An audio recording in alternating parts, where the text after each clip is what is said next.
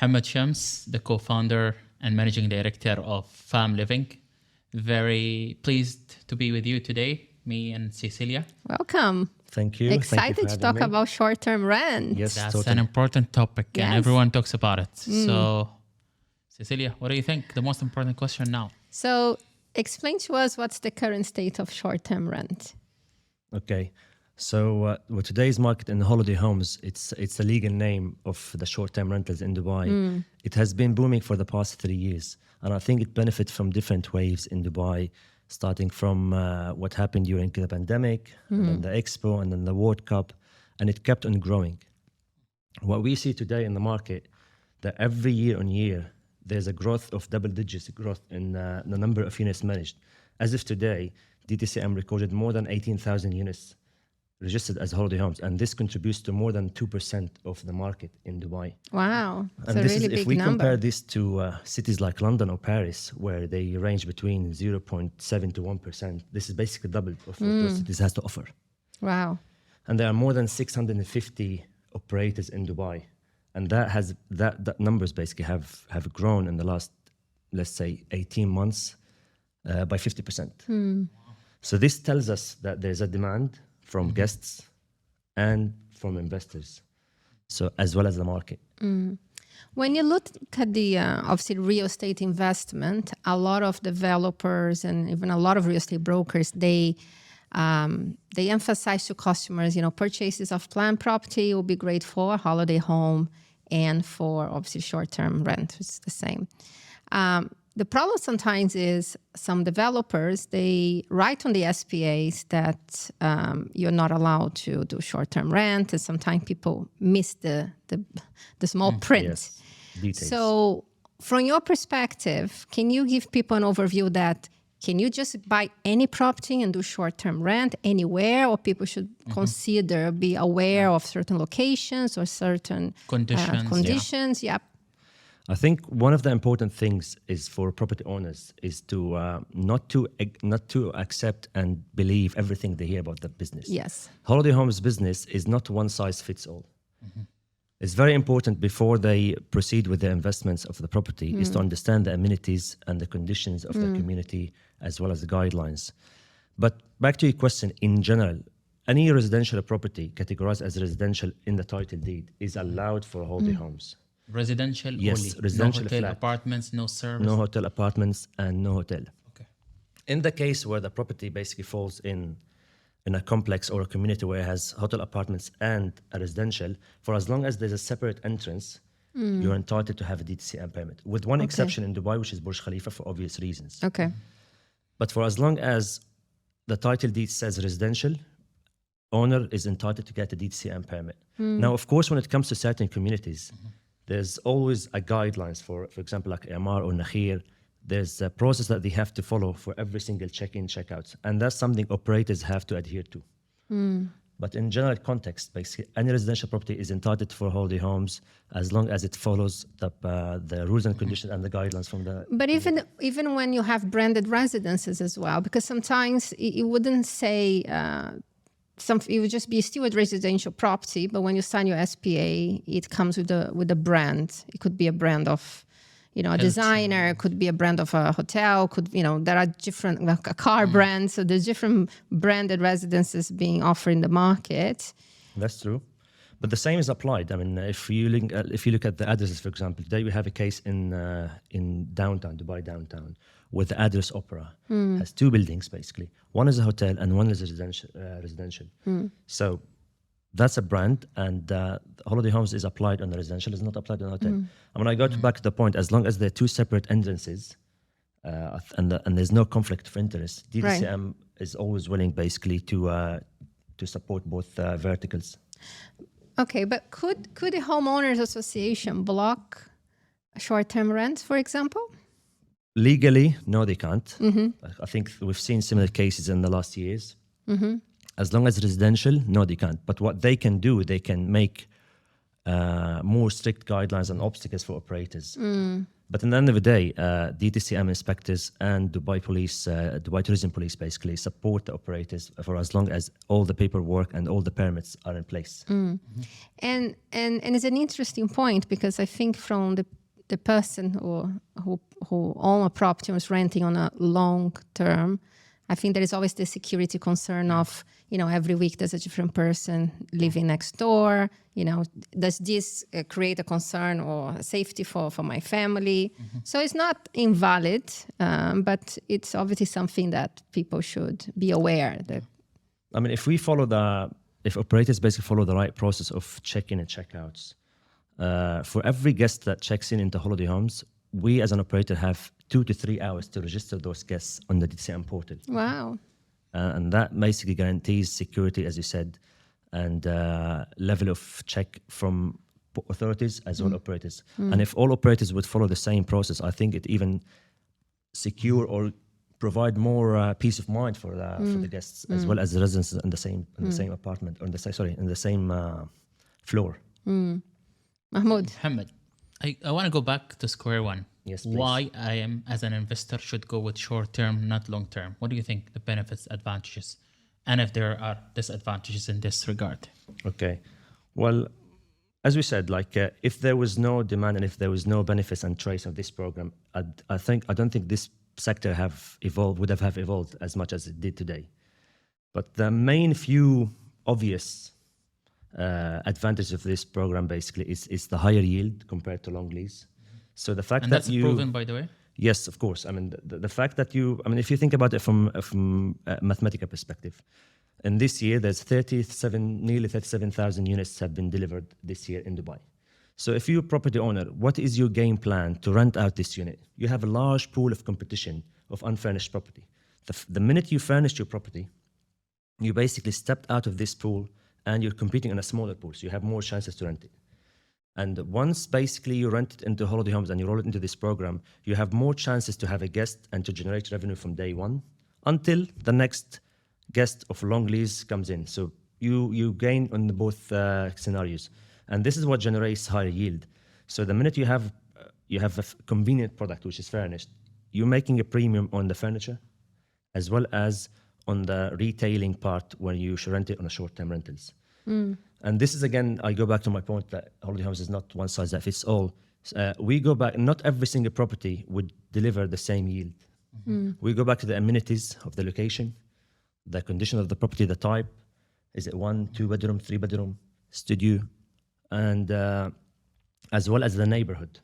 This is one of the main advantages. The second advantage is one of my favorites, is it protects an investment. It's an investment protection. If you look in Dubai status, there's a guest that checks in and out of those properties every 4 to 5 days. That means you have one team that goes into the apartment, clean it, look after it, maintain it, get it ready for the next guest. So this works out for the best for the property owners. And then one of the advantages that we've seen as well here, like Dubai being a second home for a lot of investors. You furnish a property, you roll it into the program, it becomes your second home, you utilize it when you come and visit in Dubai, and at the same time, it generates money and cover the expenses. And you don't need to worry about eviction. If it's a long term, you cannot get the tenant out and all these things. Yes. In terms of the model you're following, because I know there are two models. One model that you as an operator, you take the property, give the landlord a certain amount of money and he forgets it. Yeah. Or you do the lease on his behalf, and then that the trust issue comes here. How is this utilized, and do I make money or no? Yes. So what's your take on this? This is why we always advise property owners to do the due diligence and the homework before they choose an operator. It's very, very important to know who they are dealing with. I think today, looking at the list of operators in Dubai being more than 600, it has a long list of choice for landlords to choose from. But one of the main questions that we advise landlords to ask and do homework is like, what's the history of this operator? How long have they been in the business?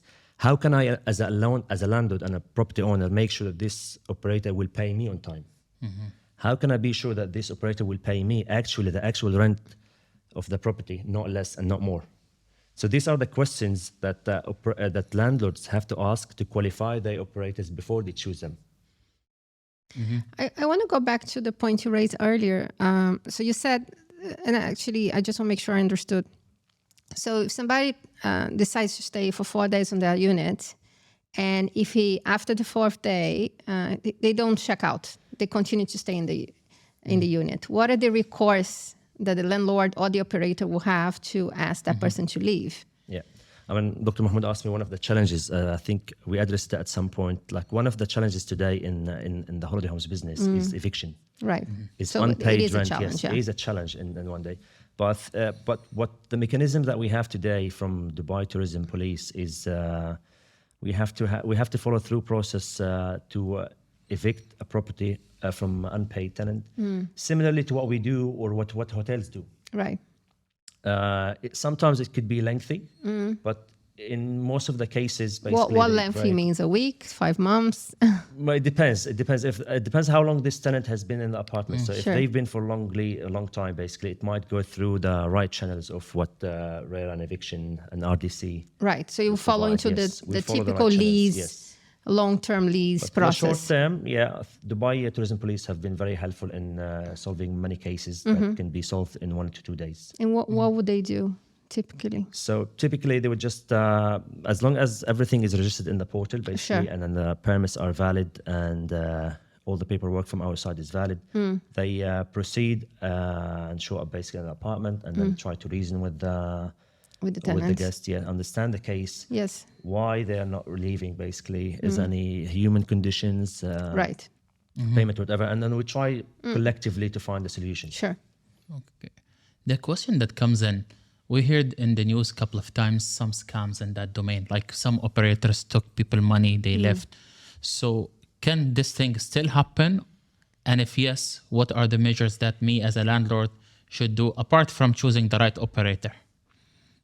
Well, as I said, yes, I think the indiscriminated issuance of holiday homes licensing in Dubai for the last few years have increased the number of operators and, yes, made a space for such fraud cases to happen. And, yes, we've heard this in the news, unfortunately, which does not help the reputation of the tourism sector in Dubai as well as operators. So it could happen. One of the collateral that a landlord can ask for is a guarantee check that in some cases we provide, or it could be an MC manager check, basically, that can be kept with a trust office. It depends on the size of investments. So that's one thing that you as a property owner can guarantee with and negotiate with the operator. But this is why we always advise authorities is to look carefully into issuing licenses, and we even recommend to have some tiers of or criteria to issue licenses. It could be like tier A, tier B, tier C, where that comes with financial commitments and guarantees for each and every tier. Today I want to buy a property. Okay. Give me the ABC. I want to buy a property and I want to have the highest possible yield. Where should I buy? What type? What's the difference on the ROI as we stand today? Good question. And this is what we advise property owners to do prior buying Yes, property. of course, yeah. So first, it depends on your budget, and then we look into the areas. Yeah. So certain areas like Marina, JBR, and Palm, there are certain unit types that work best. For example? Namely, like 2 bedrooms. Okay. Like, one and studios. Okay. Because European like to stay in the beachfront areas, and Okay. they come in a small amount of families, basically. So it works best.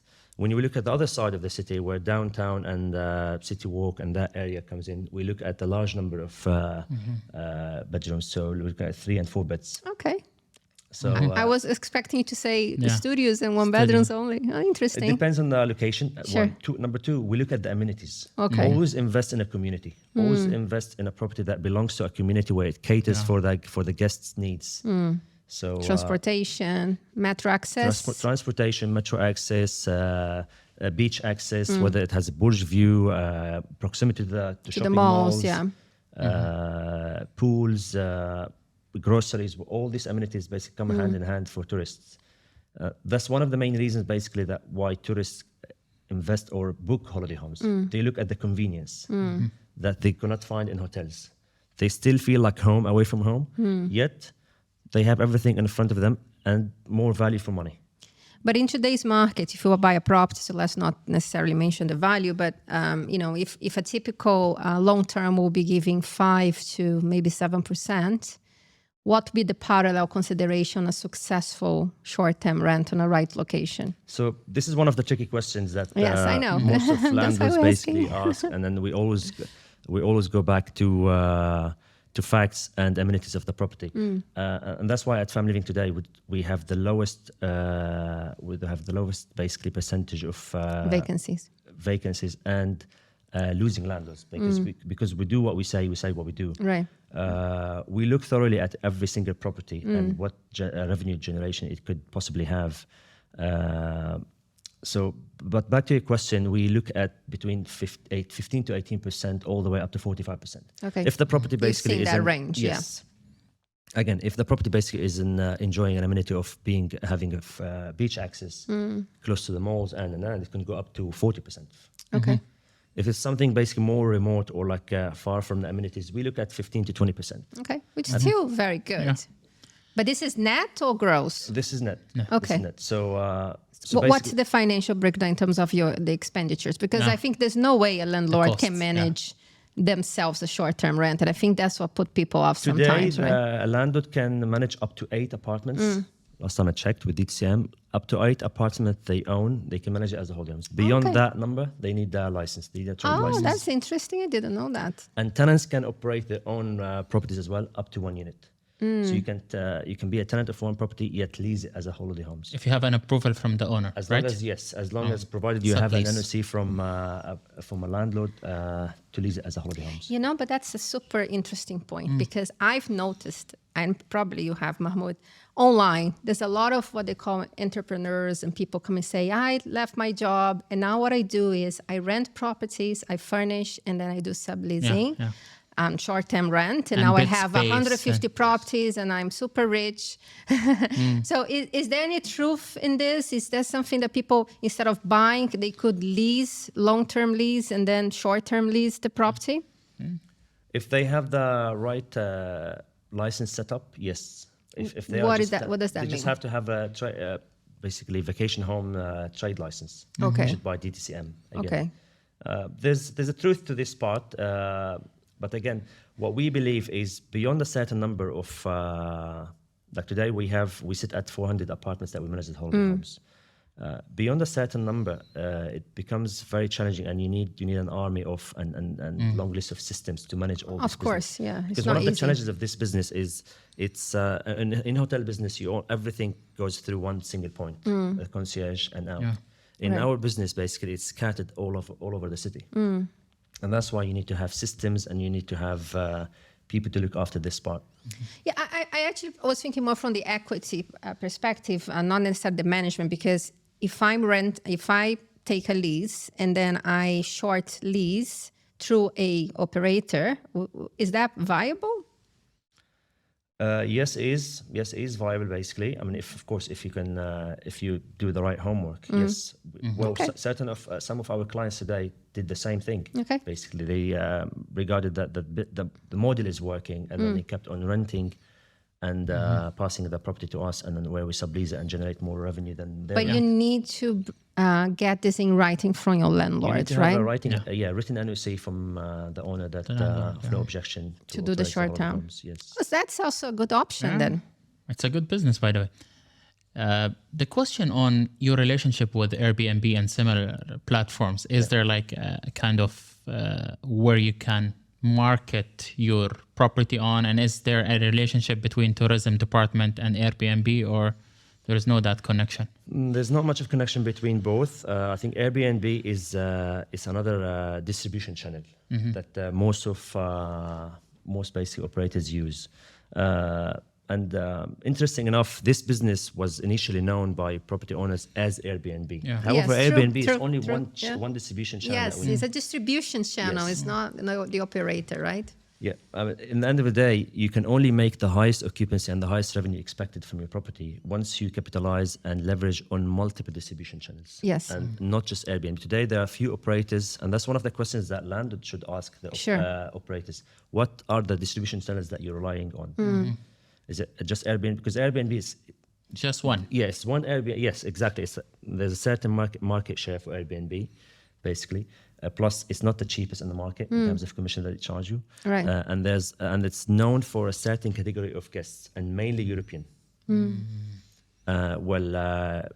Arab and GCC prefer to go through Booking.com channels. Okay. So you have to have a mix of both, as well as your own direct business and website and your social and the brand So name. travel websites are now catering short-term rent as options as well, and this is growing. Yes. You wouldn't find 2-3 years ago, but now you do. Yes. If I go to Airbnb or Booking.com, is that 100% guaranteed that this property is real and this owner is real, or there is a chance of fraud somewhere? We've heard some cases about fraud cases in Airbnb mainly because probably the security check is not as tight. But I mean, those portals ask you for DCM permit number. I think fraud is possible in every single business. Yeah. Yes. If anyone understands the system can basically manipulate it and find a way to bend the rules. But this is why it's important to look at the reviews, online reviews. When was this listing posted? How long has it been in the market? Look at the operator themselves. I mean, Airbnb only recently, like a few years ago, they shifted their business into corporate. It's been always an individual platform where individuals can list and lease and sublease. And now only businesses. No, they kind of followed the approach of Booking.com, where they have businesses as well, corporate, to allow you as a corporate. Initially, when we started, we had an individual account under Fam Living to list and advertise our property. Then later, they introduced a new commission scheme, which is much higher, and they allowed corporate accounts to exist. And how the financial works? Like, I have a property I gave to an operator. When do I get paid? How do I get paid? And how much? How much is based depends on Yes. your Yes. on the total rent of the year. But basically, we have two schemes: either monthly payment or quarterly. And what's interesting of this business, basically, you always have the advantage of having a cash flow. Right. When you have a long lease, basically, you might be dealing with bounce checks and legal cases, basically that disturbs all your investment. Yes. And holiday homes, if you get paid monthly, you always have a cash flow and you're getting paid in cash. So in cash, it means like there's no PDCs involved. So that could be monthly, as frequent as monthly. But the rent goes first to the operator, and the operator way it pays works, the yes. landlord? The way it works, every single permit of a property has to be under the operator name. So the operator is to collect the rent Right. from guests, then deduct taxes, pay the taxes out, and then what's left basically goes into the split of what we call profit share. Sure. So certain percentage goes to operator and the rest goes to the landlord. From that amount, we pay utilities on your behalf, Yes. and then the balance goes to your account. That's good. Is there a way for the owner to check that? Because I know some people called me and said their unit has been rented out, but the operator did not tell them. So there is a loss of income. So how Yes, do we that's check on true. that? As a matter of fact, that's one of the questions and requests we ask our landlord to make sure that they do with us or with any other operator. So one of the questions I asked, and I was like, how can you be sure that I'm renting your property? I'm actually renting your property. Because we've heard that in the market was, as you said rightly, Doctor, is some operators basically do not claim a rental. Yeah. Or do not claim or basically announce the right rental value. So we always advise landlords, one, to have online portal access where they can just check. The minute the portal says there's no booking, we advise landlords to always go for a random check. So every landlord should have access to their property, whether it's a digital code, where they can have the code, or a spare key, whether the landlord lives in UAE or they don't. They can always send someone on their behalf to verify and check that my property is not rented or actually rented, and then cross-check with the portal. Cannot they go to the DTCM or Dubai Tourism Department website and see what's the status of their property, if there is a permit and there is a check-in of guests and check-out, or maybe some operator will not do the check-in? I wish we have such level of transparency at this case, but no, unfortunately, because the portal is of DCM portal is meant to be for operators only, where we can check in, check out, and they use it for security reasons, of course. Landlords do not have access to this kind of information. What about the other Emirates? Because we are focused now in Dubai. What about Abu Dhabi and Ras Al Khaimah? Is the process for doing short-term the same? Does the law differ? Any other different consideration if somebody... Because again, we've seen a lot of new properties being launched in Ras Al Khaimah recently. Yes. And a lot of people with the view of big banking on the tourism and the expansion of RAC. So what considerations there in terms of the legalities? Is it the same? Abu Dhabi has slightly different legalities, especially on the number of managed units per operator, and they followed next, and they're being cautious on expansion of this sector, for obvious reasons. RAC have kind of opened up as well a few years ago, and they're banking on all the long beachfront properties they have, which are perfect, exactly, and it goes in line with the TDA vision to develop the tourism in the Emirate. So we have a segment basically that we started recently in RAC, and mainly it works on staycations for now, right? And it grows to foreigners but let's say with time, for as long as the property, the Emirates basically develop the tourism sector. Staycations, what's the difference now? So staycations is where it's basically the definition of Dubai or UAE residents moving from one Emirate to another for staycation. Okay, for the day, for a few days. Yes, and what the pandemic have changed in the behavior of travelers. Sure. They used to go into traditional hotels based to stay between four walls, and the pandemic have taught them to look into experiential traveling, to look into something that can add value or can become an experience. Yeah, and you don't need to jump on a plane necessarily. Exactly, right? And this is why Emirates like RAC could benefit from this, because it has a lot of cultural experience to offer.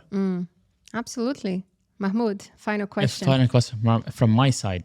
If there are 2 to 3 advices you want to give to viewers, landlords, what will be these 3? If you are a property owner and you're about to invest in a property to roll it into the Holiday Homes program, make sure you do your homework right, and then you consult with an expert. Ask the right questions, qualify your operator. If you have a property and that you're managing it as a Holiday Homes as well, and you're planning to liquidate or gain on your capital, Holiday Homes is your best bet today, and that's something we've seen in the market in the last 2 years. And my last advice to landlords would be, I go back to my point basically of choosing the right operators basically, because maybe platforms of distribution. Is there any recommendation on that? I don't want to go too technical, but one of the main advices we advise landlords is to make sure that they go with an operator that they have large business of direct business. Okay. And being at Fam Living, we sitting on 600 agents today, where they drive business into our different departments. 70% of our business today is direct, so that kind of reduced the heavy cost on landlords. And being relying on, let's say, OTAs. A question, I know FAM is a lot about data. On average, in your portfolio, what was the average return yield of your portfolio on average? On average. So if you want to share. Yes. On average, we look at something above 36 to 38%. Wow. Yes. That's amazing, and super happy to have you on the show, Mohamad. And a lot of people buying property, especially off plan, with the view to do short-term rent. So thank you so much for being on the show. And we'll probably have to do a follow-up soon. Sure. Happily. Thank you very much. And I'll give you my property. Am I? First blind today. Thank you so much. Thank you. Thank you.